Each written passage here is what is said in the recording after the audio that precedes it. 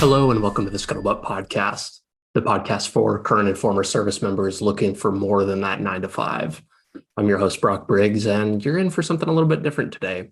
You're getting just me, yeah, you heard me, just me, riffing on some half-baked ideas I've had since stepping back into the military space. I've spent a lot of the time in my life being a very glass half empty person, someone very quick to be critical and point out everything wrong in a certain situation or circumstance.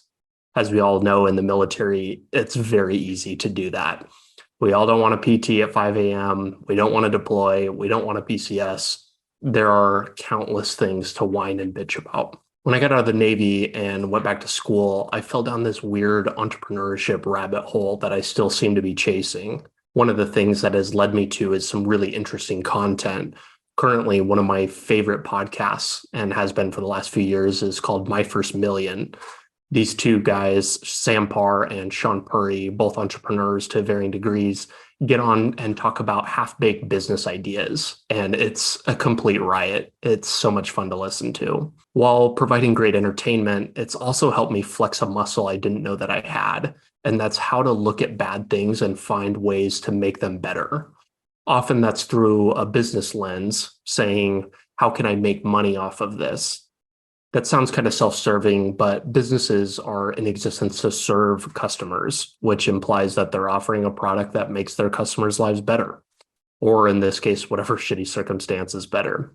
I'm going to cover 3 ideas today I've been sitting on, sort of through a business context lens, but doesn't necessarily have to be that. That's just how I like to think of them. A lot of the things I used to complain about in the military have sort of been marinating in my mind the last few years. And more recently, what has been done or what could be done to fix those things. I'm going to walk you through 3 ideas that I've been sitting on. Let's go ahead and dive in. So the first idea that I had is actually something that I was so close to doing. When I was going to college after getting out of the Navy, I really had this idea that there ought to be quick service coffee on the East Coast. That was one of the big things that I really missed about moving to the East Coast, is that there wasn't Dutch Brothers or any of the quick service coffee names that the West Coast boasts. We have Dunkin' Donuts, and that's big deal up in the East, up in the Northeast, and there's Starbucks, but it really just isn't quite the same vibe as the West Coast quick service coffee chains. So I had the idea, said, why don't I put together a quick service coffee shop and just target military bases? I'm calling this the Dutch Bros of the military, or Vet Bros. The name probably needs some work, but we'll get there. My main idea around this hinged around the fact that military bases have this huge concentration of people that are honestly hanging on by an absolute thread. All of these people that are being glued together every day with caffeine and nicotine, and there ought to be something that serves that. There are these direct-to-consumer coffee brands that offer a subscription, and they're all really great, but that really just doesn't quite do the same as a fresh coffee or energy drink every day. And I'm surprised that there's not somebody dominating the niche of coffee on military bases. I did some research about what the amount of concentration is on some of the bigger military bases. And a lot of the conversation that I'm about to have here with you is centered around a Navy base or naval installations, and referencing Naval Station Norfolk specifically, but I'm going to branch out a little bit. Naval Station Norfolk currently has 82,000 active duty people that show up every day, including 30,000 civilians. A couple others close by. Fort Bragg has 52,000. Fort Hood, Texas, 45,000. There's probably 10 military installations in the country that have at least 25,000 people on them. That is a crazy amount of people. My idea would be to open a coffee truck or trailer to service the military bases. They're super high concentrated people. You plop your trailer down in the middle of a big parking lot and sell coffee like there's no tomorrow. If I were to do this, I would tackle Naval Station Norfolk first and go right to the pier where all of the ships are, because that is like the choke point of everybody. The main corner pier where all the carriers park get an absolutely insane amount of traffic. Each carrier, for you non-Navy folks, has somewhere in the neighborhood of like 2,000 to 3,000 people per ship that are going aboard every day. And there are times where there may be 2 to 3 carriers parked right next to each other, all within 200 feet on the end of the pier. So as you can imagine, the amount of people just walking through that area every day is insane. I remember being stationed on the ship, and I would walk by this one food truck that would be out there all the time. We called it the gut truck. And, you might get a roach on your breakfast sandwich, but sometimes you're coming off of a 24-hour duty, and that's the only thing that's going to cure you. Some grease and sausage and a fried egg. And honestly, people love it. The lines at the gut truck every day out there are so long, and people just get out there and wait. And when you have nothing to do while you're at work, you can go get a breakfast sandwich or a coffee or whatever it is. This is a completely captive audience, people that have to be there every single day. And there's so much opportunity to offer an interesting service that people are going to get anyway. Think about the amount of people that show up to work every day with a Starbucks or a Dunkin' Donuts, and or anybody who gets an energy drink throughout the day. I think somebody could create a high quality and fast coffee truck that just pumps out drinks for like limited hours during the day. To kind of humor this situation, I kind of was like doing a little bit of digging on some of the numbers of what it might take to do something like this. You can buy a 6x12 enclosed trailer for about $5,000. And I think with a little bit of modification, cutting open the sides, doing all the necessary moving around to outfit it, not with equipment, but I think that you could spend $7,500 and get a nice trailer and get it prepped for what your needs might be on this. And it's really got to be designed for functionality. You need to be able to drive through both sides, I think, and maybe even offer a pickup. After buying the trailer, you're going to need a couple other big ticket items. You need a fridge, generator, initial supplies, coffee, milk, syrups, all of those types of things that might run you a couple $1,000. Really, the big ticket item is the espresso machine. And this is where you're going to have to get your wallet out. When I had the idea that I wanted to do this, I kind of did something that I actually am weirdly proud of. Is I went and actually worked at a coffee shop for, I think it was maybe 6 to 8 months, but it was really funny because I'm 27 years old working at a quick service coffee shop, making $7.25 an hour. My boss is 16 years old, and every day I'm like listening to the latest high school drama about what was going on in the area. But that's a whole nother story.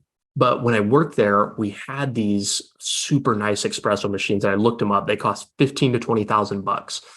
They've got these huge bean canisters up at the top, grinds it and spits out as many espresso shots as you can handle. And you can like tier them up. So as soon as one processes, it will kick down to the next one. It'll pour your shot and it'll just keep cranking out shots like almost as fast as you can do them. It takes maybe, I don't know, 25 to 30 seconds for it to process. And the only thing you really need to do is make sure that there are beans in the top. And then after 10 or 15 shots, you have to empty the grounds container. The angle that I would go with this is, because we're serving military people who need caffeine and we like sweet things, is really just jack these drinks up and make like the bare minimum entry coffee very, very highly caffeinated. And that's really what drives your sales in this kind of business anyway. One of the things that I was really surprised by, I thought that our coffee stand when I worked there would just print money, and we did, but it's really a volume game. If you're not selling coffee, you're losing money quickly. And so you really need to sell a lot of coffee and do everything you can to pump the average ticket price up of each thing. You do that by upselling drinks. Maybe you offer cookies, muffins, things like that. I think one of the cool things you could do with this is actually name each of the drinks something different after like a Navy term. I'm thinking like JP5, Sea-Whiz, Navy terms, or like named after guns that people would really get a kick out of, and tier them up so that the appropriate name is fitting with the amount of caffeine that's going to it. I had mentioned earlier offering energy drinks because the energy drink market is huge with military people. One of the things that we sold the most of when I worked at the coffee shop is infused energy drinks. Yeah, infused. So you take a Red Bull, a Monster, Rockstar, whatever you want, and you add a syrup to it. And there are different like formulas you can get to make specific tasting drinks, but the margins on those drinks are crazy. Energy drinks already are kind of expensive, and so you have to make that margin up. But all you're doing is adding, a couple cents worth of syrup to each one, but the price is crazy high. This was like the second most popular drink I think we sold at the shop, and I want to say it started at like $5.50 for like one an energy drink with like one or two flavors in it. That's easily a 50% profit margin on that one drink. I mentioned that was the second most popular drink. The first was actually this frozen drink, kind of similar to a frap from Starbucks. Basically just mix espresso, a shitload of sugar and whole milk into an icy machine and drizzle it in chocolate. Very high ticket item, but the icy machine is a huge pain in the butt, bulky, expensive. This would be something that I'd look at when you're ready to expand to maybe a second location, but this would be way too much for just starting out. The hardest part that you would need to do to figure something like this out is how to operate on the military base. There are businesses that are allowed to operate, but you have to get approval from the base. And I believe that there's clauses that say that you can't be in direct competition with other things. So you're not going to go open a dry cleaner on the military base and try and compete with the NEX or the MCX on price. They just won't allow that. If you can get past that, I think that would be the ticket, and you could really run from there. If this was successful, what I would do is take it to every single base that's close by. And what's interesting is you have the opportunity to adapt it to whatever branch of service is most popular on that base. So I'd start in Norfolk. You have like your JP5, your Sea-Whiz, but maybe you go to Fort Bragg next and name the drinks after, I don't know, whatever Army dudes are into. M16, rah, rah. I don't know, something funny, but dedicate the different drink names to the branch, and then it'll give people something to identify. Naturally, you're going to have to paint the trailer with just like an obnoxious camouflage, maybe just some out neon camouflage colors, digital maybe. Make it stick out like a sore thumb so everybody knows what it is and they see it coming from a mile away. Kind of recounting this whole thing, I think cost-wise, you could probably get the trailer and the equipment to get a minimal operation going for maybe $35,000 to $40,000. Put together a drink menu, maybe of 20 drinks, hire 3 or 4 people and pay a minimum wage plus 100% of tips. That was one of the things I learned about the coffee industry is most coffee places actually take a rake of the tips, which is really messed up, but it's part of the gig. So pay minimum wage, but offer them 100% of the tips. And people love tipping on coffee. As long as you're cheaper than Starbucks, they're going to tip you. Doing a little bit of backwards math on this, we used to do at my coffee stand back in Boise, anywhere between like $2,500 and $3,000 in sales from 4 a.m. to noon. There was a huge chunk of that time though that was completely useless. The first customer maybe doesn't come through till like 4:30, and you don't really start getting busy till 6.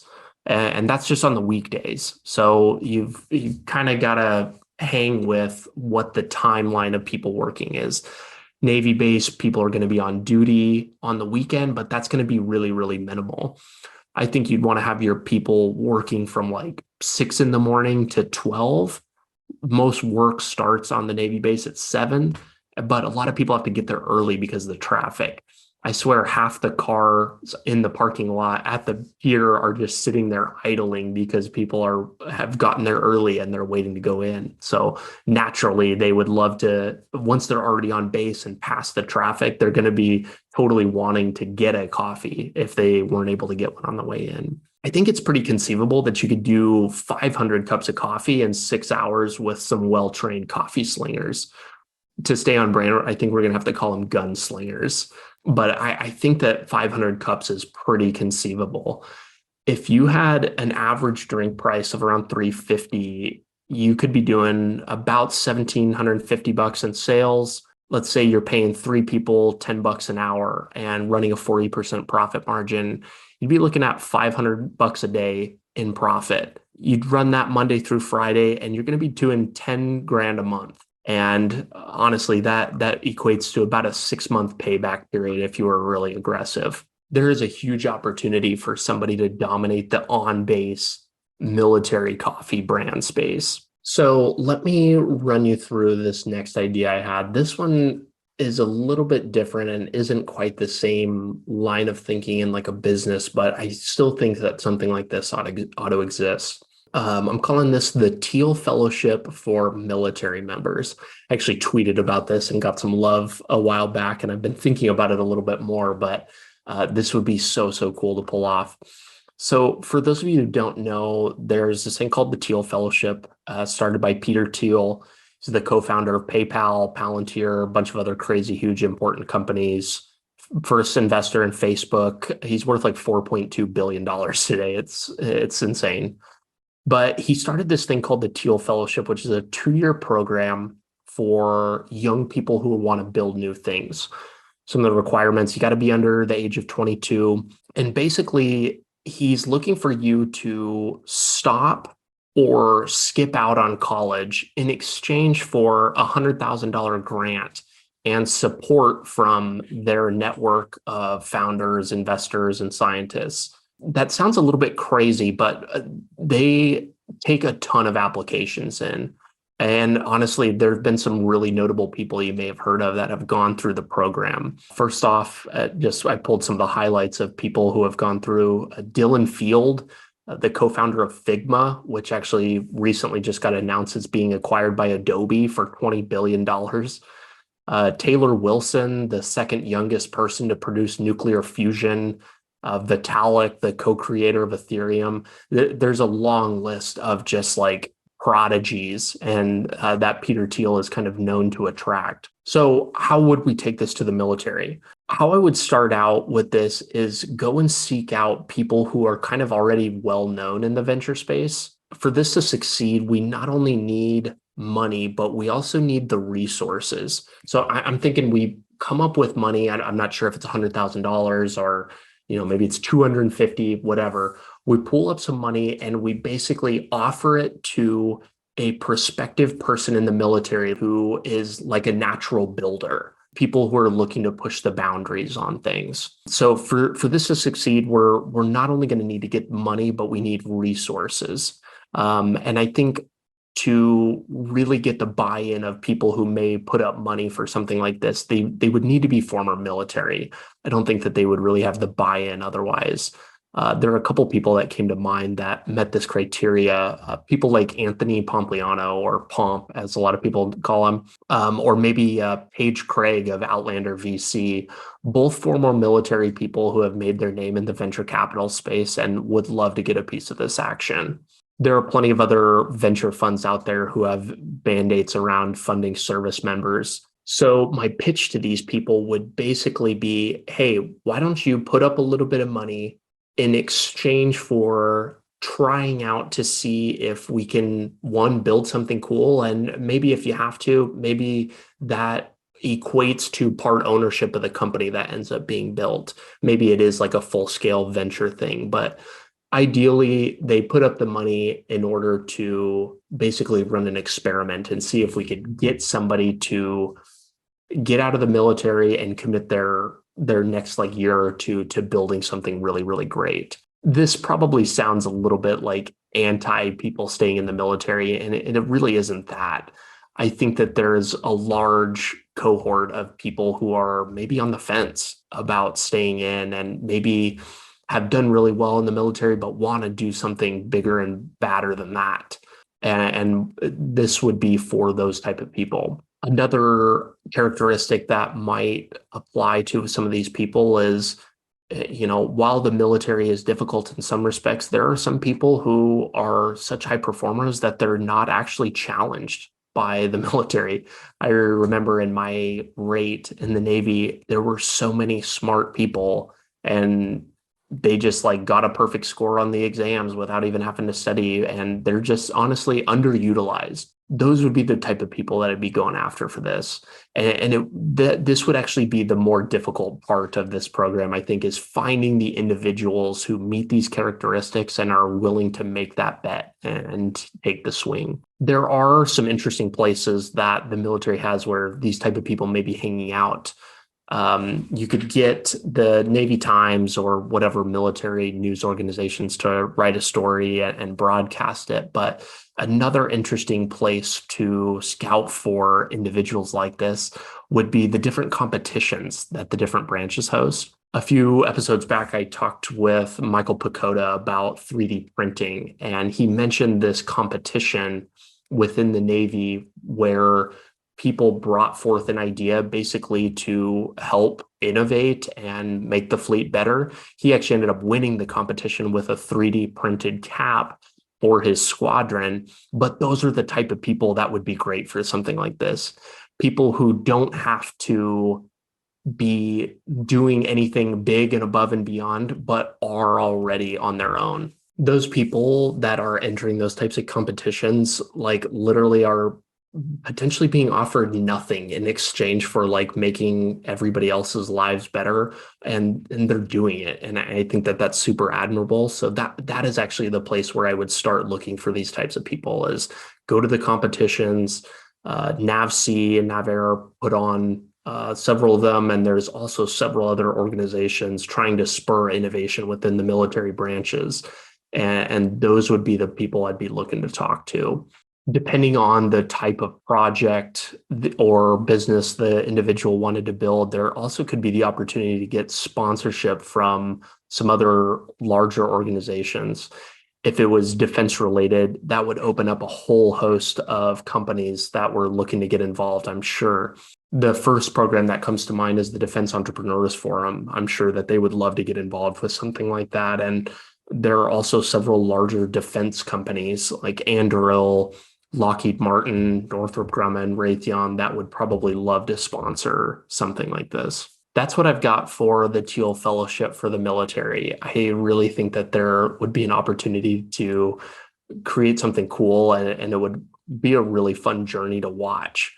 On that show, My First Million, they did something like a mini Thiel Fellowship of their own, where they basically had a business that they were going to buy, and like it was a SaaS business that they bought on MicroAcquire, and they basically like opened up applications for people to basically be given this business in exchange for kind of like documenting the process, and generated a bunch of press. And I'm not exactly sure what ended up coming from it, but plugging somebody in, the right person in with the right resources, you can make some big impact. My third and final idea is actually something that I've talked about on the show before, and I know that this has been threatened by so many people, but there needs to be a better TAPS class. So I'm going to pitch how I think that this could be done and why it would be more effective than the current system. It's funny, TAPS is literally something everybody complains about. We all know it's bad, but it's operating in such an area that it's hard to really get the attention it deserves. It's kind of in this dead zone, where the military probably feels like they're offering great assistance and helping people transition out. And then the people that have a problem with it, they just kind of go with it.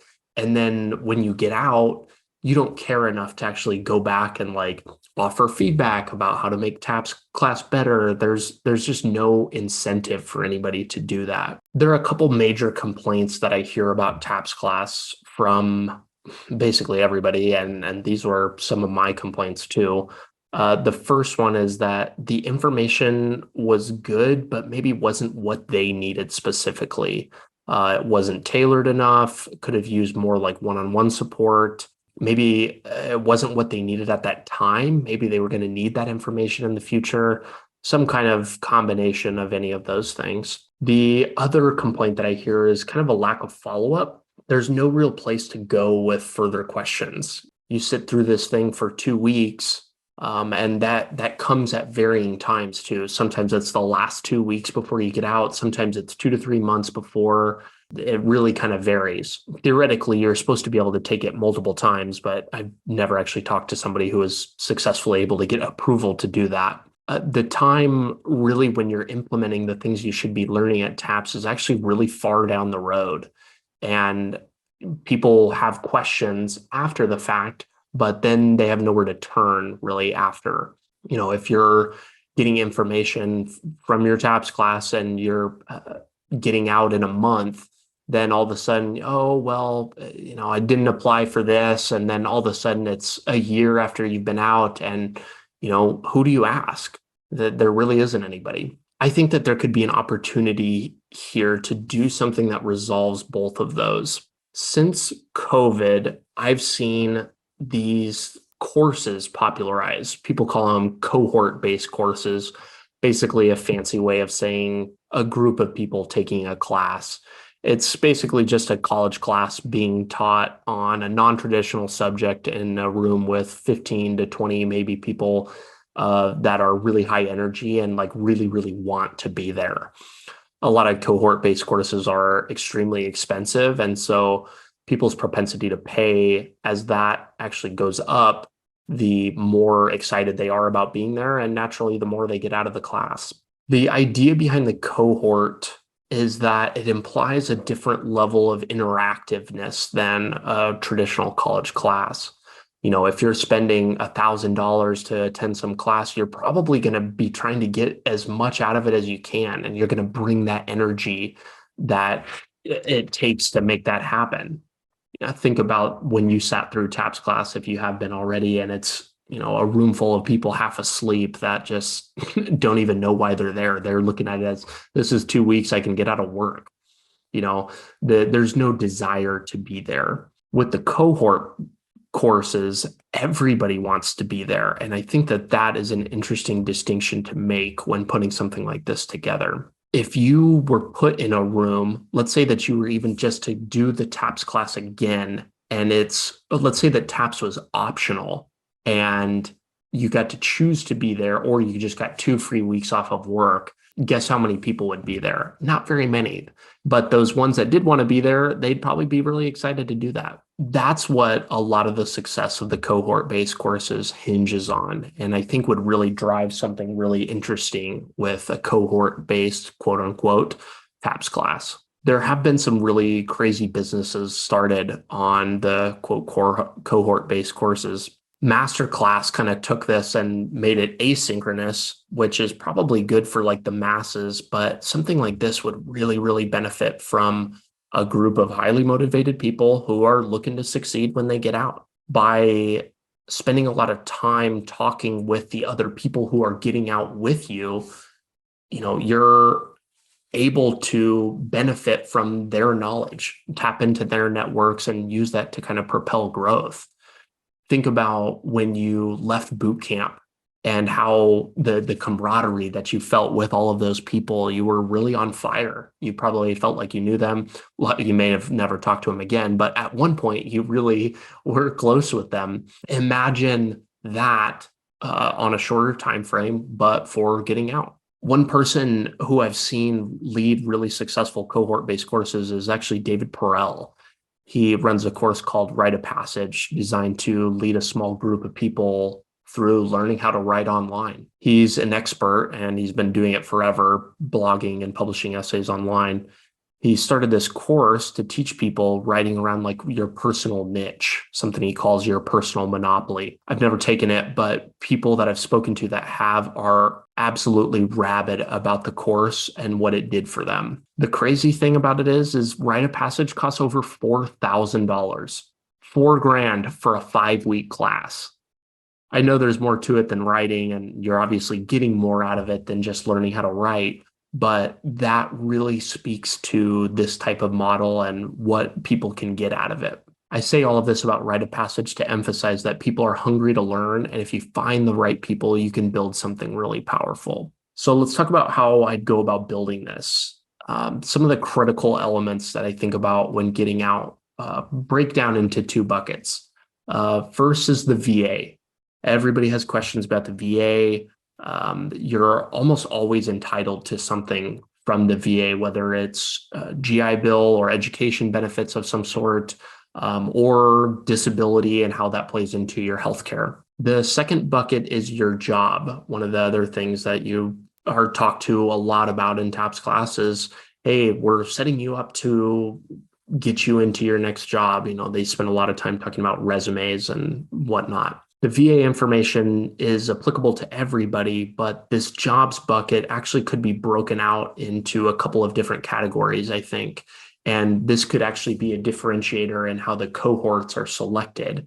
Put everybody through a section about the VA, go through some of those details, and then have breakout sections for each sub bucket within jobs. I would break those job buckets out into three different parts: entrepreneurship, a tech job, and a traditional industry job. What I would do is go and find an expert in each of those areas, each of those three sub job buckets, and find somebody that can coach to specific sections. Honestly, half the people I've interviewed on this show would be great candidates for that.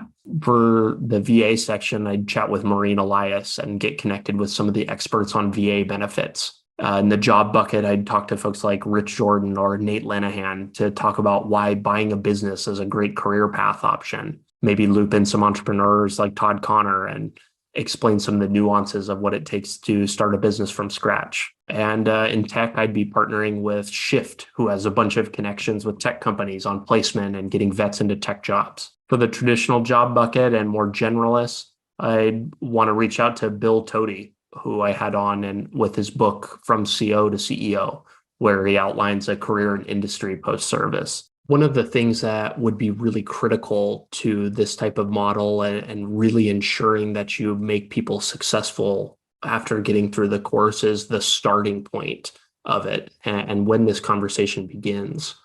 I'm reminded of an episode that I had with Will Jordan, and one of the things he said, he's always stuck with me. He said, I started getting ready to get out of the Navy the day that I joined. And that honestly is the mentality that most people should have. This conversation on a cohort course for TAPS ought to be starting around a year out from your EAOS. Maybe you're looking at buying a business or starting a business, or even looking at a traditional job. You need to start as early as possible. You may not be able to commit full time to doing it, but I'd much rather be getting a 365-day start than starting basically your last 2 weeks in the service. In the course, it would be good to spend a little bit of time doing the traditional things TAPS class talks about.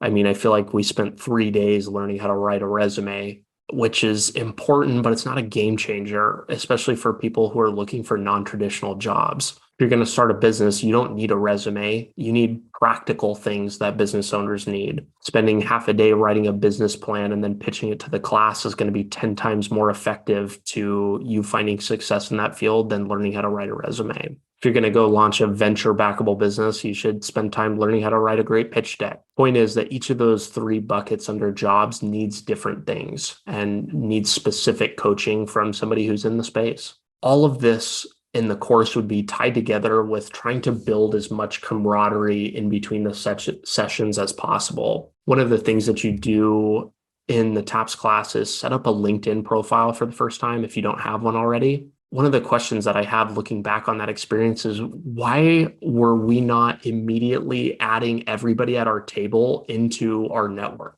We literally did not benefit from anybody else in that class. And that's a real shame. There were a room full of people who were also getting out at the same time as us and were eager to kind of learn and maybe a little bit scared too. why weren't we trying to benefit from all of those?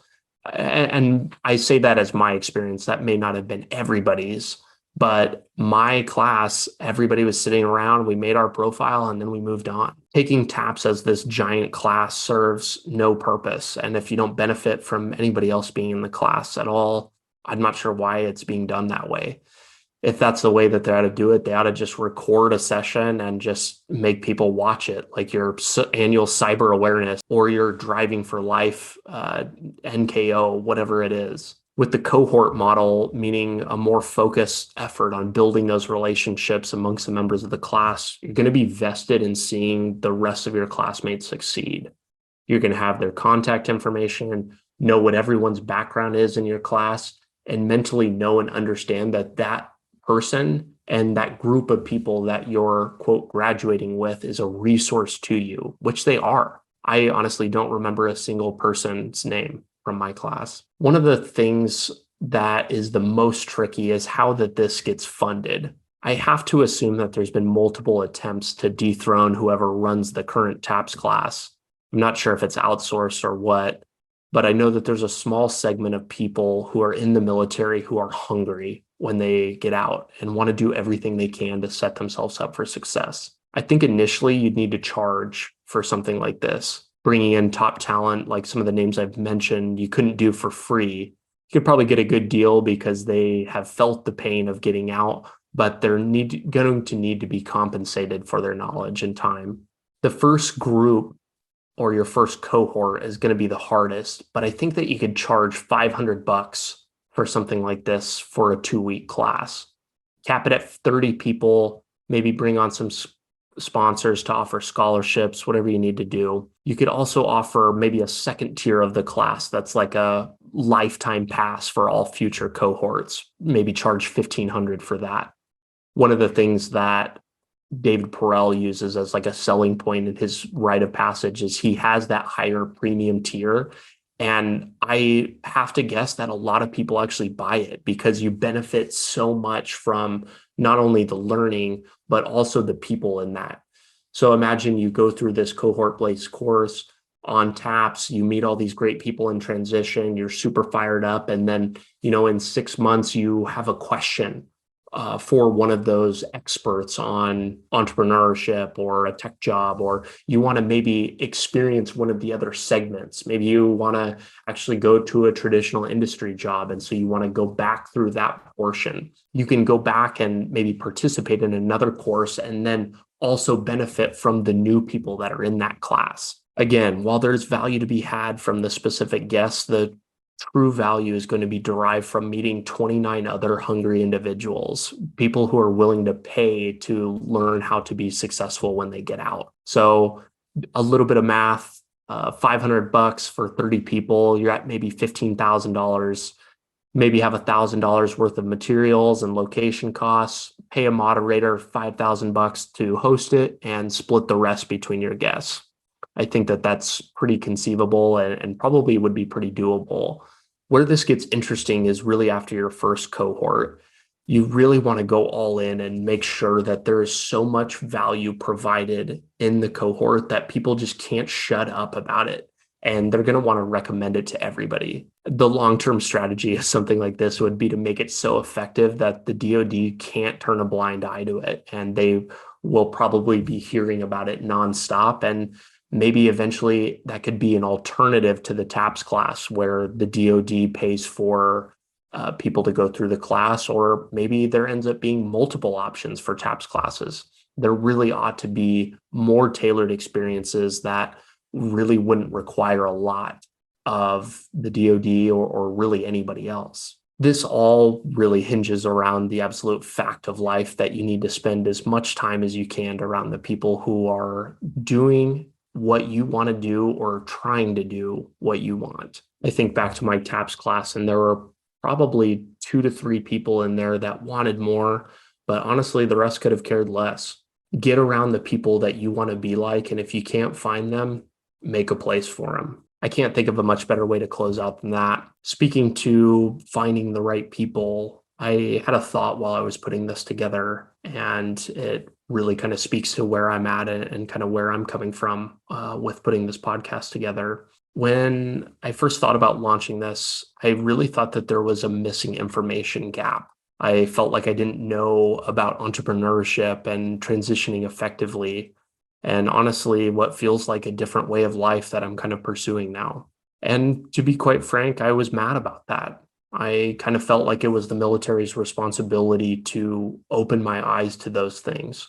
My view on that has changed drastically, but my view has changed even more on why this podcast actually exists. It's become less about filling an information gap that I thought existed and more about finding the people that think the same as me. I want to find those interesting people to have hard discussions with, be real about the problems that we're facing, and not in a way that casts blame or doubt, but in a way that spurs innovative thinking.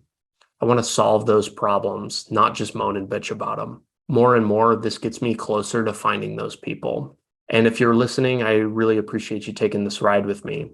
I've thought so many times about quitting this last year, hell, like even today. I release an episode every Wednesday at 7 in the morning, and here I am on a Tuesday night recording this because I didn't plan well enough to have an episode ready. That's the real difference for the difference in format today.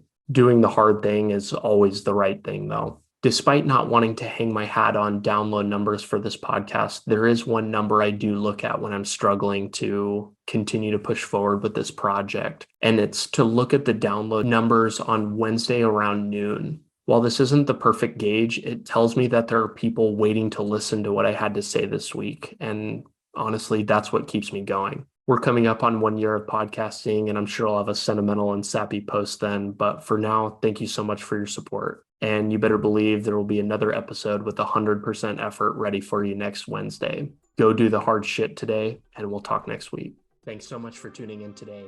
Your listenership helps me better educate people like you and the rest of our nation's military, both past and present, on building a successful life outside of military service. If you're looking for more ways the top vets are leading more effective lifestyles, building businesses, and using the resources designed specifically for you, press here for a selection of some of the best clips. Be sure to like this video and subscribe to the channel to stay up to date, and I will be talking with you soon.